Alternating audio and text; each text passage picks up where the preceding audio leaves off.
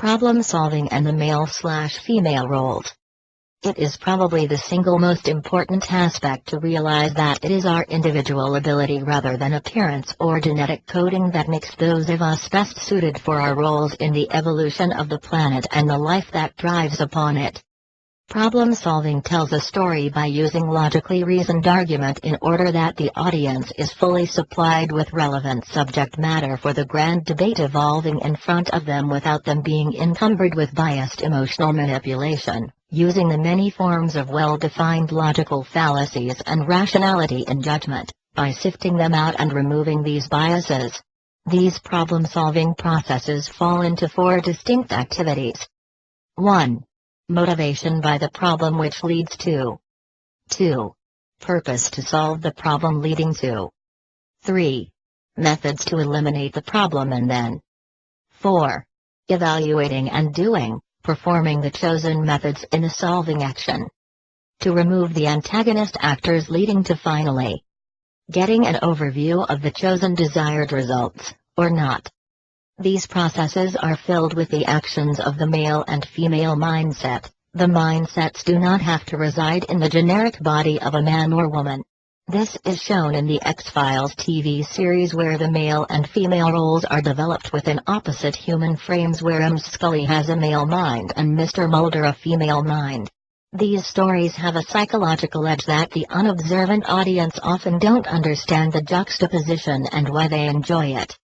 What we find in the studies that we have now, in 2020 CE, based on a few thousand years of experience and evolving analysis is that both male and female mindsets have a higher efficiency in key situations during the problem-solving process, showing us that a good leader hangs back as in the wolf pack and does not play the puffed-up man or woman on a horse at the front rallying everyone to their deaths in some traditional farce but organizes the best able mindset, male or female, at the most opportune time, acting as a chairman assisting in resolving each part as it ensues.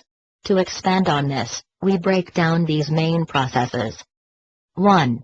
Motivation. This a female-dominated process that is different from the male reaction which is to seek a purpose first, mainly for their own existence rather than to solve the problem. A mistake of many female leaders who try to play the traditional male model and fail. A problem has first to be defined in order to motivate a solution or there is no problem. A problem is not a problem unless it is strong enough to motivate us to solve it. When a problem occurs we have to define the problem and find a logical reason for it to be a problem so we know how to find a solution or it remains a problem. We also have to consider that a problem remaining unsolved is a potentially good result. To define the motivation we ask 4 questions. What is the problem? This is a male action that is the first perspective viewpoint that shows the audience that there is a problem and the reason for it existing. This breaks down into the male approach of considering the unemotional male logic, mathematically sifting and identifying and defining the problem for it to be a problem. 2. Why is it a problem is a female action and the fundamental question that, after identification of what it is above, shows the audience the effects that the problem is causing in a full holistic context. Is it worthy of being a problem in the big picture? This breaks down into fickle morals or as a priority into the more important empirical, pragmatic kernel of principle ethics of pragmatic confidence, or emotional faith, belief, in the conscience of ethical right or wrong of the problem and its solution. The why is the main paradigm of the physicist continually asking its parents why about everything like an emotional 5-year-old who has not yet discovered its mental sex. There should be more natural female physicists. However, unemotional mathematics is a barrier to them but also used to stifle the female emotional question why are we doing this? 3. When is the problem occurring? Is also a female action determining the holistic contextual urgency of past, present or future and so the most important priority of timescale in resolving the problem, the project manager dilemma of tasks and schedules. Is it worth solving now or never or shall we kick the can down the road? This breaks down into an attitude of support and help, or not, at the appropriate time in the problem-solving task schedule, which causes inefficiency if bypassed. 4. How is it a problem? A male action that with the above the W's fully defines the problem occurring and now the motivation how to solve it and is it possible. This breaks down into the advantages required to resolve the pursuit level necessary and control needed to resolving the solution. If so, the debate can continue. If not, we stop here because to continue is futile. It usually takes a male mind resolve to walk away. 2.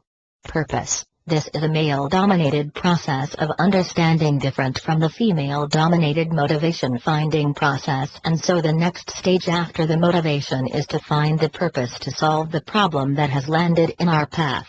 Purpose requires evaluating relationships, female connections, and events, male evidence. Our purpose has to be defined in solving the problem and if a zero-game solution is required or not. Finding the purpose requires 4 parts. I. Interpretation of the order and equity of the motivation. How well defined is the problem and what balance is its effect? This requires the male mind to rationalize the evidence logically, but also a female input to supply the analysis of instinctive emotional impact. 2. Instinct and female intuition brings together knowledge and ability, which both require experience to provide valid input to the motivation.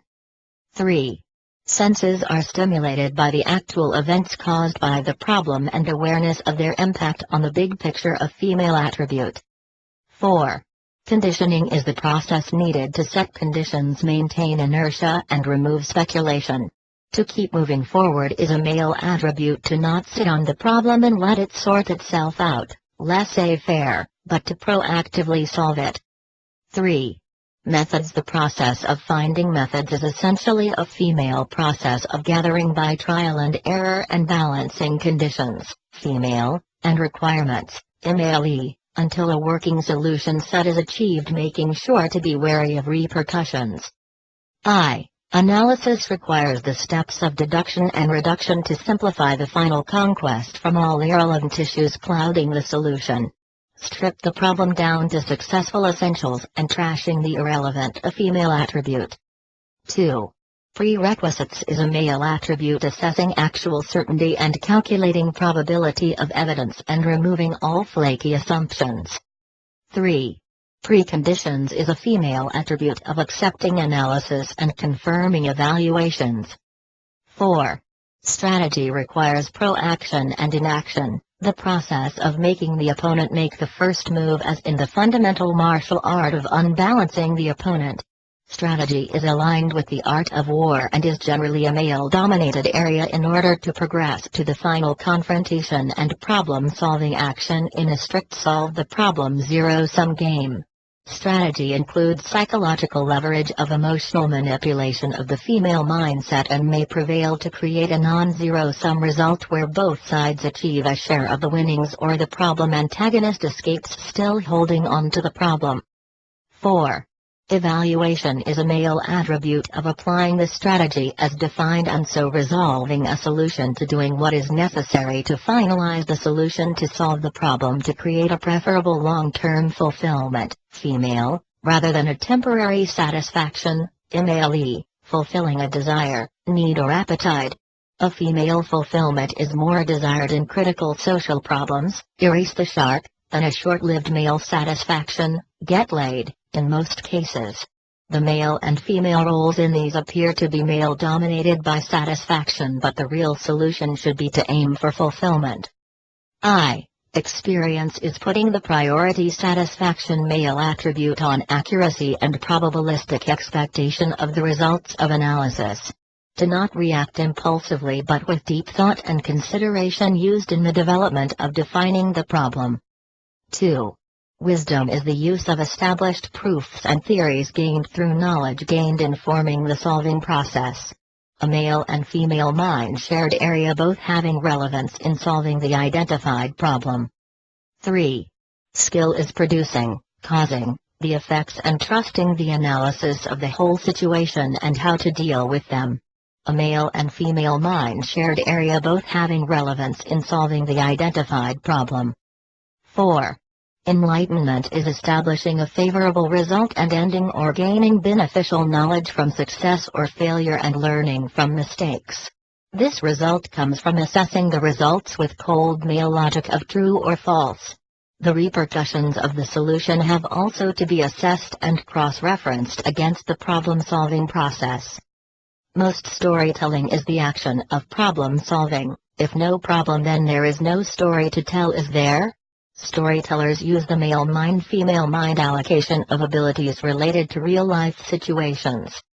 A boardroom or administration should not be a place where the participants pat each other on the back in some stagnant group huddle, but be the place where problems are brought for group analysis and solutions, presented by the finder and solved by each priority mental sex mindset in the group. Summarizing, do what you are best able in the situation that is presented. With the male mind and female mind in its most efficient position, and it matters not which human man or woman form it takes. The bottom line is not what you look like or try and sell yourself like some sexless catwalk fashion numpty with vocal FRY that is very destructive to society. But using your best ability and making sure the others around you do the same.